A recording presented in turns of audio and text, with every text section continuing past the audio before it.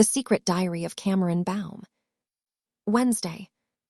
I am stood at the window of my attic room, silent and immobile, looking down at the street below.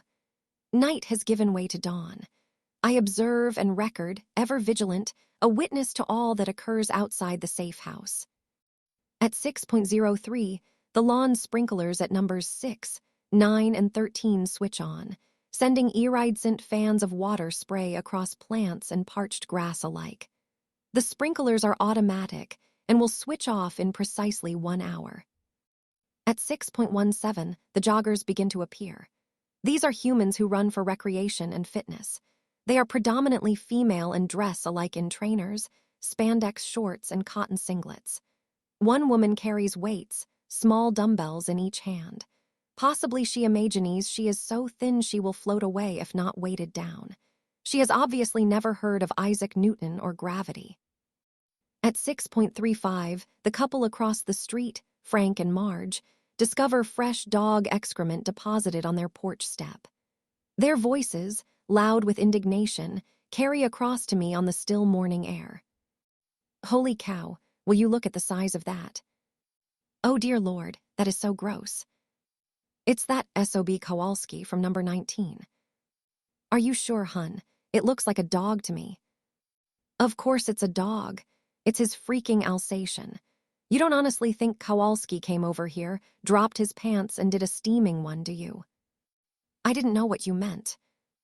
I know he's Polish, but even they know how to use toilets. It's definitely his Alsatian. It's just awful.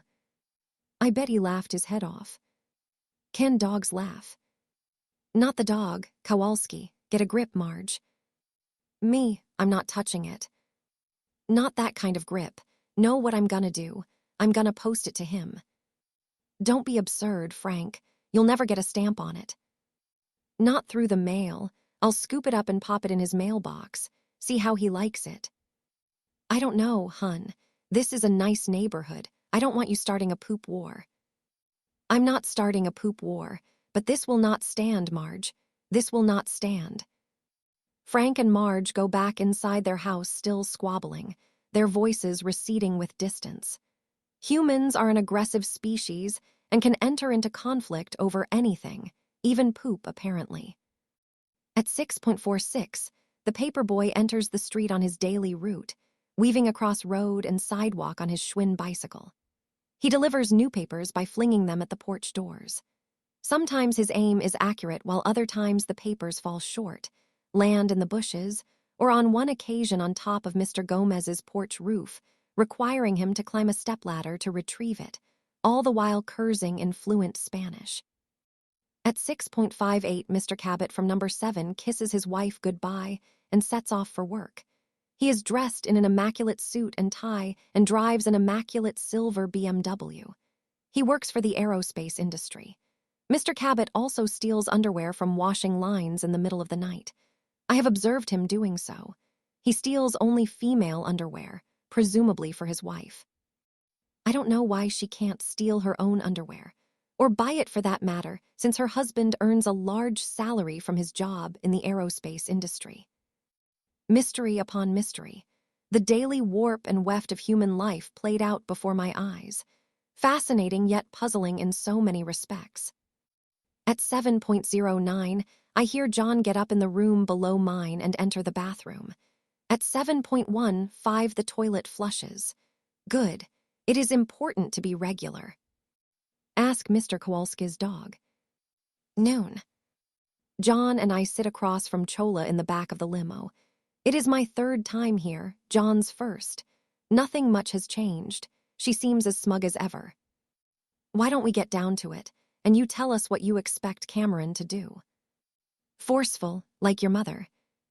Chola opens a black attaché case and removes a glossy color photograph of a tall apartment building. This is Regent House in Bel Air. A man lives in the penthouse. Let's call him Vladimir. Vladimir has a wall safe in his study with an attaché case similar to this one locked inside. I want her to steal it for me.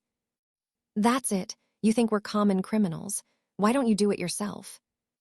Because if Vladimir thinks I'm involved, he will have me killed. Very slowly. And this isn't a common crime. It is an exceptional one. What's in the case? I can't divulge that, and if you open it, the deal's off. So we've got to trust you. If you want the names of the people seeking you. What makes you think we can do this stuff? I think she can do anything she pleases. And why do you think that? Chola shrugs. Call it a woman's intuition. John sighs. Okay, deal. But if this is a double cross, you're gonna be one very sorry lady. Chola produces a small mirror covered with thin lines of white powder. She offers it to John. Refreshment to close the deal. John knocks the mirror from her hands, spilling the white powder over the carpeted floor. You have a pretty nose. Don't ruin it. Plan. Home. It is late, but no one feels like going to sleep, least of all me, of course. John has spent an hour researching online facts about Regent House and Vladimir, the mysterious penthouse occupant. This is what I've discovered, he tells us. Vladimir is actually Oleg Kristov, a Russian oligarch living here in LA. Billionaire, naturally. He's an arms dealer, so he's no babe in the woods. Oleg has a Howard Hughes complex. He hasn't left his Bel Air apartment in 2 years. Anything he wants, he just orders in. He owns the top 2 floors of Regent House, where a duplex will set you back around $3 million. I have a question, I announce. Yes, Cam. Do I have a pretty nose? Huh. You told Chola she had a pretty nose. Do I have a pretty nose? Sure, it's fine. Fine, but not pretty. Okay, you have a pretty nose. Are you done? Yes, please continue. Sarah Connor smirks but says nothing. John appears slightly flustered. Where was I? Oleg Kristov. Right. The problem's going to be getting Cameron inside to bust the safe. The guy has a small army living in the apartment below the penthouse. There's a private elevator strictly for Kristov's use only. Anyone who turns up uninvited is probably going nowhere fast. What about women? Sarah Connor asks. Does he order them in too? We could disguise her as one of his paid sluts. Won't work. Kristov has a mistress, a Russian model named Katerina Markov.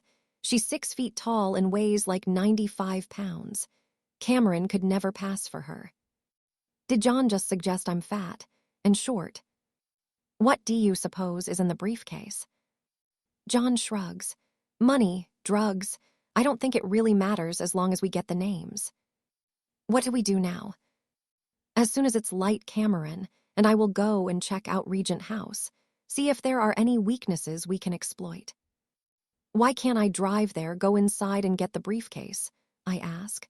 There's nothing they can do to stop me. Firstly, you'd get shot up pretty bad, I think, and there are security cameras all over. The cops and maybe the feds would get involved. We don't need to advertise we're still alive. I think stealth is the way to go on this one. I agree with John, Sarah Connor states. You obey his orders, understand. I don't want the police, the FBI, and Russian mafia on our trail because you got trigger happy. I have another question, I announce. What is it, Cam? Is Katerina Markov prettier than me? John groans, shuts his eyes, and pushes his fingers through his hair. Yes, definitely something I said. Friday. Noon, a hot day in Bel Air. John and I are sat in air-conditioned comfort inside the SUV, parked in a gymnasium parking lot which affords a view of Regent House. John has been holding a pair of binoculars to his eyes for 16 minutes. 2 guards on the front desk. No guns I can see, but they're built like Ferrigno. Ferrigno. The Hulk, green skin, huge muscles. The guards have green skin. Are they sick? Forget it. Let's test how good the security is. He takes out his cell phone and dials. Hi, Domino's Pizza? Yeah, I'd like to order a pepperoni pizza. Extra cheese, extra olives, hold the anchovies. My name is Oleg Kristov. Kristov, I live at Regent House, Bel Air, top floor. If you're here in 15 minutes, there's a $50 tip. 10 minutes later, a pizza delivery van pulls up outside the building. The delivery guy enters the vestibule. Oops, looks like Oleg doesn't like pizza. As we watch, the delivery guy is physically lifted off the ground and flung out the door. No way we're going in through the front entrance. Let's check out the roof. Roof. We are very high up. 15 stories, scared of heights. No, just wary of falling. Join the club. There's a club, I ask, surprised. Just an expression. Humans have a lot of expressions. It is hard to keep up. John and I are on the roof of the apartment block opposite Regent House. The security here is lax. I only needed to break 3 locks and reroute a simple alarm system to access the roof. No sign of life over there. We have the perfect vantage point to observe the penthouse. Its tinted windows are dark, and even my optical sensors cannot see inside. There is a flat paved area on the roof's south side. Tables and chairs suggest it is used for entertaining. Hot up here, no shade. John is perspiring profusely. The roof is bare, nothing but pipes and ventilation shafts over an asphalt surface. It is close to 100 degrees Fahrenheit. John will not be able to stay long without suffering dehydration. I will not suffer that problem. Nothing to dehydrate. See that flat area? That would be a good place to go in from, if we could get there. We could fly a helicopter over and land, I suggest. 2 tiny snags, 1 no helicopter, 2 no pilot. I can fly a helicopter. Since when? Since you taught me, remember? Not so much. 20 years from now you owe. Right. Oh, future John teaches you. Anything else I teach you. Fly fishing.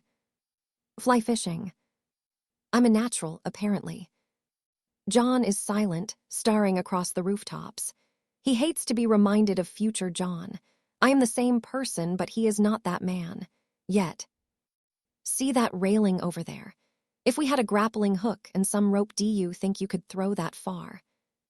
I activate my targeting graphics. A grid overlays my HUD. I run simulation software. The range is 109 yards, headwind 9 knots. Probability of success, 89%. Good odds. You could slide down the rope and be in and out before the muscle even knew you were there. Sounds like a plan. John grins. It does, doesn't it?